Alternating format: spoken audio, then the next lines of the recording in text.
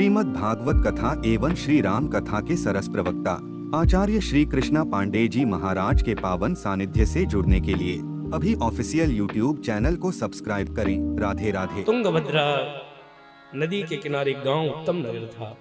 उसमें एक पंडित जी रहते थे जिनका नाम था आत्मदेव। बड़े विद्वान ब्राह्मण थे, घर में किसी चीज की कमी नहीं थी, ऐश्वर्यवान थे, धनवान थे, विद्यावान थे, सब प्रकार का सुख था। केवल जीवन में कमी थी तो एक बात की, और वो कमी थी कि घर में संतान नहीं थी। सब था लेकिन घर में एक संतान नहीं थी, और संतान ना होने के कारण ये बड़े दुखी रहते हैं। आत्मदेव जी ने घर में तुलसी का पौधा लगाया। आत्मदेव के घर का तुलसी का पौधा सूख गया। आत्मदेव ने कहा चलो पत्नी को संतान नहीं हो रही, एक गैया ले आऊं। गैया ले आए घर में। गैया भी उनके घर में बछड़े नहीं दी। पंडित जी तो दुखी थे लेकिन इनकी पत्नी को ज्यादा फर्क नहीं पड़ता था। इनकी पत्नी का नाम था धुंधली। क्या नाम है? धुंधली। हम नाम से ही गुण का अंदाजा लगा लो। ये धुंधली पता है कैसी थी? लोक वार्ता रता क्रूरा प्रयासो बहुजल्पिका सूरा च गृह कृतेषु कृपणा कलह प्रिया। ये धुंधली कैसी है? लोक वार्ता रता क्रूरा। ये लोगों की चुगली करने में इसको बड़ा आनंद आता था, इधर की उधर करने में इसको बड़ा आनंद आता था। लोक वार्ता रता क्रूरा प्रयासो बहुजल्पिका। घर का कार्य तो बड़ी कुशलता से करते थे, लेकिन जब तक अड़ोसी पड़ोसी की लाठी चार्ज ना करवा दे तो इसके पेट का खाना नहीं पचता था। सुबह उठती, इसको उससे भिड़ाती, उसको इससे भिड़ाती, लेकिन जैसे पतिदेव के सामने जाती तो सती सावित्री बन जाती। अब पतिदेव को लगता कि मेरी पत्नी जैसी दुनिया की कोई पत्नी नहीं, लेकिन जैसे पतिदेव चले जाते तब उसका असली रूप समाज के सामने आता। आत्मदेव बड़े दुखी थे।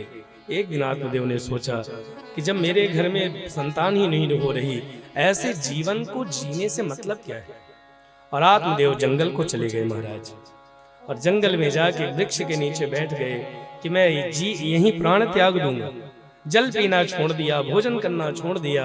एक पेड़ के नीचे बैठे बैठे रो रहे थे। वहां से एक संत गुजरे। उस संत को जब आत्मदेव ने देखा, आत्मदेव को संत ने देखा, तो संत को लगा कि ब्राह्मण है, भगवान को याद करके रो रहा है, तो इस पर कुछ कृपा कर दूं, इस पर कुछ कृपा कर दूं। वो संत उस ब्राह्मण के पास आए और पूछे, कथम रोदसि विप्रत्वम काते चिंता बलियसी वदत्वं सत्वरं मह्यं स्वस्य दुःखस्य कारणम्। उस ब्राह्मण के पास जाकर कहा कि कथम रोदसि विप्रत्वम, अरे ब्राह्मण क्यों रो रहे हो? तब उस ब्राह्मण ने कहा कि महाराज रो इसलिए रहा हूं क्योंकि मेरे घर में संतान नहीं है। और संतान नहीं है, बिना संतान के घर घर होता है क्या? जब संतान ही नहीं तो मैंने घर द्वार छोड़ के सब जंगल में आ गया हूं। उस संत ने आत्मदेव को समझाया, लेकिन आत्मदेव नहीं माने और कहा महाराज ऐसा भाषण मत दो। ऐसे भाषण तो हम भी दे लेते हैं, देना है तो पुत्र दो, ये भाषण मत दो हमको। यदि आशीर्वाद दे सकते हो, संत हो, तो कृपा करो, मेरे घर में भी बच्चे की किलकारी बूझे। उस संत ने आत्मदेव के मस्तक को देखा और कह दिया, सप्ता जन्मावधि तव पुत्रो नैव च नैव च। अरे आत्मदेव, एक जन्म क्या, मैं तेरे मस्तक की लकीरें पढ़ रहा हूं और तेरे मस्तक की लकीरें बता रही हैं, एक जन्म नहीं 7 जन्म तक तेरे संतान होंगे। एक जन्म तो छोड़, 7 जन्म तक तेरे पुत्र नहीं होगा। अब एक बात बताओ, कोई इस जन्म के लिए रो रहा हो और आप जाके कह दो 7 जन्म तक यही होगा, तो चुप होगा कि और जोर जोर से रोएगा? और जोर जोर से आत्मदेव रोने लगे और कहा महाराज देना हो तो पुत्र दो, और यदि पुत्र नहीं दिए तो आपके चरणों में सर पटक पटक के मैं अपनी जान दे दूंगा। उस संत ने कहा अच्छी मुसीबत, ये ब्राह्मण कहीं यहाँ मर गया तो ब्रह्म हत्या और लग जाएगी।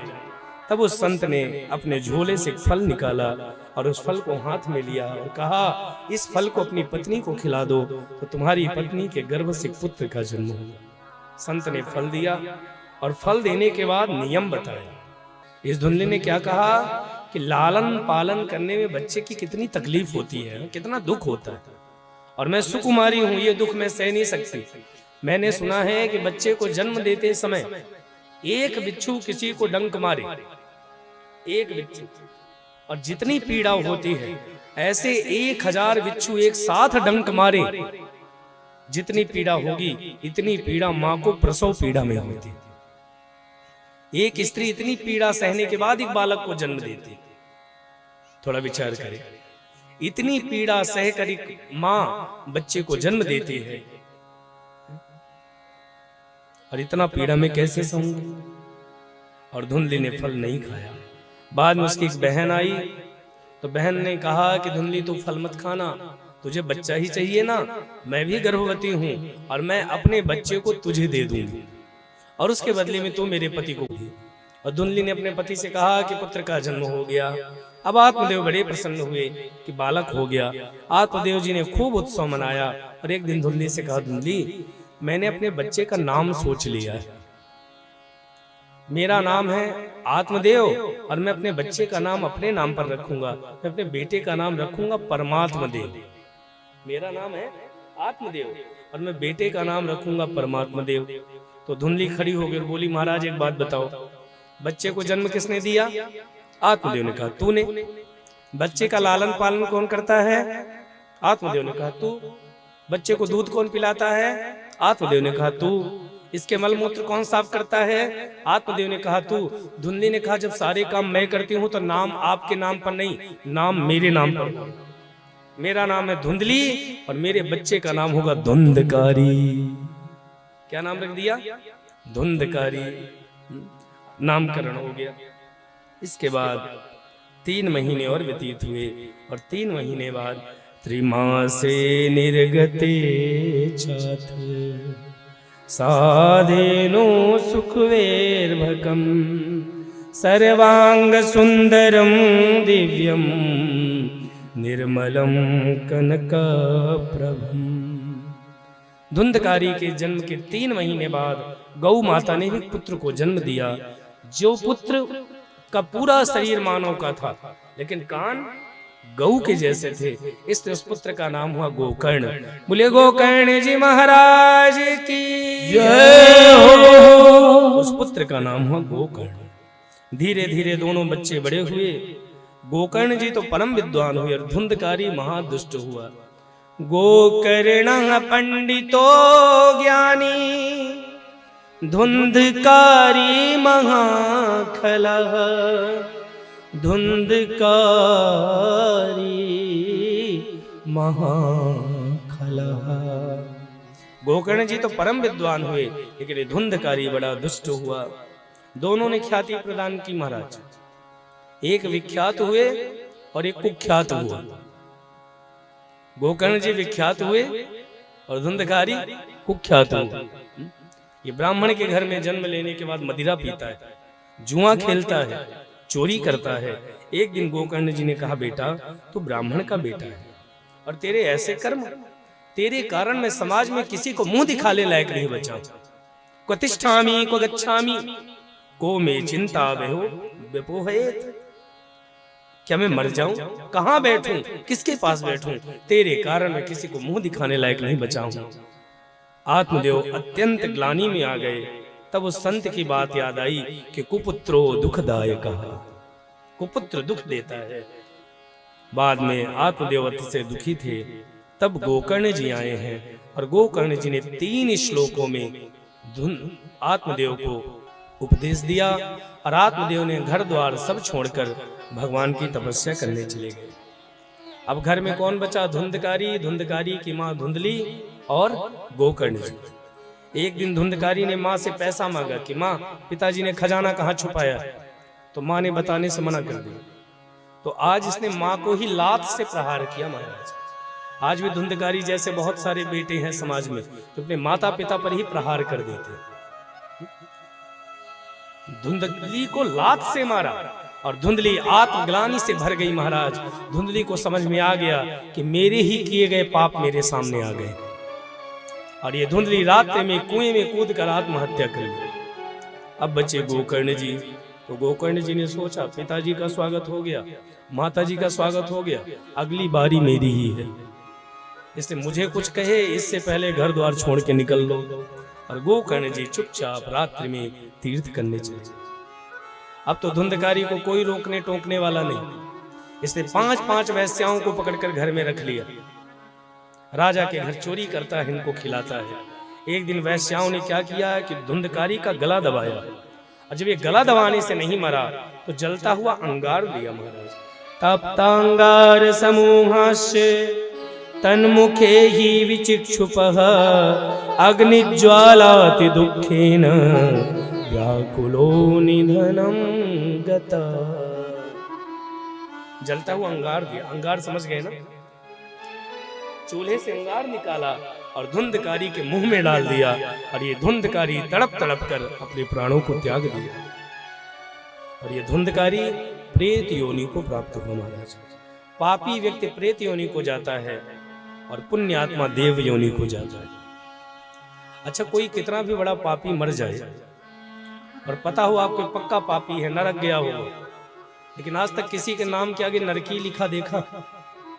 नाम के आगे तो स्वर्गीय ही लगा रहता है, जबकि पता था ये पक्का नरक में गया हो, लेकिन फिर भी नाम के आगे तो स्वर्गीय ही लिखा रहता है। महाराज, ये धुंधकारी प्रेत योनि को प्राप्त हुआ। और जब गोकर्ण जी को पता चला कि मेरा भाई प्रेत योनि को प्राप्त है, तो गोकर्ण जी गया गए और गया में जाके धुंधकारी का पिंडदान किया। अनाथम तम विदत्वैव गया श्राद्धम अचीकरत यस्मिन् तीर्थे तु संयाति तत्र साधम वर्तमम्। गया में जाकर धुंधकारी का श्राद्ध किया, पिंडदान किया। लेकिन ये धुंधकारी गया में पिंडदान करने से भी मुक्त नहीं हुआ, जबकि हमारे यहाँ की तो मान्यता है कि गया में पिंडदान कर दो तो मुक्ति मिल जाती है। लेकिन इस धुंधकारी की मुक्ति गया में पिंडदान करने से भी नहीं हुई। इसका कारण क्या था? कारण ये नहीं है कि गया की महिमा कम है, गया में पिंडदान होगा तो मुक्ति अवश्य मिलेगी, लेकिन धुंधकारी की मुक्ति क्यों नहीं हुई? इसके पीछे कारण था महाराज। क्योंकि पिंडदान करने से उसी व्यक्ति की मुक्ति होगी जिस व्यक्ति से आपका रक्त का संबंध होगा। आपका पुत्र जाए, आपका पोता जाए, पोते का बेटा जाए, यदि हमारे रक्त के संबंध वाला पिंडदान करेगा तभी हमारी मुक्ति होगी। भाई का बेटा भी यदि कर दे तो मुक्ति हो जाएगी, बेटी का पुत्र कर दे तो मुक्ति हो जाएगी, लेकिन जिससे खून का संबंध नहीं होगा वो जाके पिंडदान करेगा तो हमारी मुक्ति कभी नहीं होगी। और गोकर्ण का और धुंधकारी का खून का संबंध नहीं था, इसलिए धुंधकारी की मुक्ति नहीं हुई महाराज।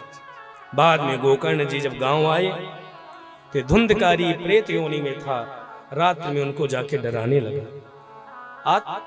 गोकर्ण जी समझ गए कि कोई भटकती आत्मा है, तो गोकर्ण जी ने हाथ में जल लिया, जल को अभिमंत्रित किया और जैसे ही धुंधकारी की ओर फेंका तो धुंधकारी बोल पड़ा, अहम भ्राता त्वदीयोस्मि धुंधकारीति नामतः स्वकीयेनैव दोषेण ब्रह्मत्वं नाशितं मया। हे भैया, मैं आपका छोटा भाई धुंधकारी हूँ। मैंने अपने जीवन में बहुत सारे पाप किए हैं, इसलिए मैं प्रेत योनि को प्राप्त हो गया हूँ। हे भैया, मैं तड़प रहा हूँ, जल रहा हूँ, अपने पाप से कृपा करके ऐसा कुछ करिए कि मैं मुक्त हो जाऊं। गोकर्ण जी ने कहा, मैंने तो तेरा पिंडदान किया था, फिर भी तो मुक्त नहीं हुआ।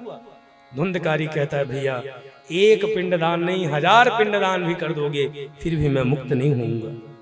अब गोकर्ण जी सोचने लगे, इसकी मुक्ति के लिए मैं क्या करूं। रात भर नींद नहीं आई गोकर्ण को। सुबह उठे, सूर्य भगवान को जल दे रहे थे और तभी सूर्य के रथ को रोक लिया। स्तंभनम स्तंभनम सूर्यम चक्रे सूर्य वेगस्य वै तदा। गोकर्ण जी ने सूर्य के रथ को रोक लिया और कहा, हे सूर्य नारायण, बताइए मेरे भाई की मुक्ति कैसे होगी। तब सूर्य भगवान ने कहा कि गोकर्ण, एक काम करो, तुम अपने भाई को श्रीमद् भागवत कथा सुनाओ। भागवत कथा सुनेगा तो मुक्त हो जाएगा। अरगले देहिनी गोकर्ण जी ने सुंदर सी व्यासपीठ बनाई महाराज। व्यासपीठ पर गोकर्ण जी बैठ गए और भागवत की कथा सुनाने लगे। अब ये धुंधकारी प्रेत था, कहां बैठे, क्योंकि प्रेत यानी हवा। अब हवा कहां जाए, तो इसके 7 गठान का बांस दिखा। जैसे वहां धुंधकारी के लिए स्थान दिया गया है ना, वो 7 गांठ का बांस दिखा और उस बांस में जाकर धुंधकारी बैठ गए। पहले दिन की कथा पूरी हुई, पहली गठान चटक गई। दूसरे दिन की कथा में दूसरी गठान, तीसरे दिन की कथा में तीसरी, चौथे दिन की कथा में चौथी। अब तो महाराज 5वें दिन से खूब भीड़ हो गई। ये जो 5वें दिन कथा सुनने आते हैं ना, ये कथा सुनने नहीं आते, ये बांस देखने आते कि चटकी की नहीं है। ये बांस वाले 5वें दिन से आते हैं, और जो कथा सुनने वाला होता है वो तो पहले दिन से ही आ जाता है। महाराज 7 दिन में 7 गठान चटकी, और ये धुंधकारी दिव्य रूप धारण करके पीत वस्त्र धारण कर लिया, गले में तुलसी की माला, और भगवान इसके लिए स्वयं विमान लेकर आए, और ये विमान में बैठकर अपने भाई की 7 परिक्रमा लगाई और ये गोलोक धाम को चला गया। बोले भागवत महापुराण की जय हो। धुंधकारी की मुक्ति हो गई। और सूत जी कहते हैं, धन्या भागवती वार्ता प्रेत पीड़ा विनाशिनी, प्रेत पीड़ा विनाशिनी। प्रेत योनि से धुंधकारी मुक्त हो गया।